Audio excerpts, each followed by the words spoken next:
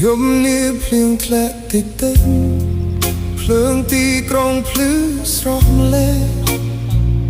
កែស្រែនៅលើទីនចិត្តខ្ញុំដើរទុំលេងរូបអូននៅក្នុងចិត្តមិនព្រមចេញពីខួរក្បាល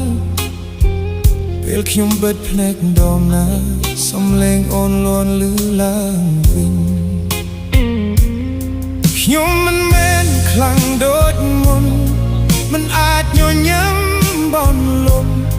ចិត្តដែលធ្លាប់គិតថាឈប់ថ្ងៃនេះសល់តែភាពស្មោះស្ម័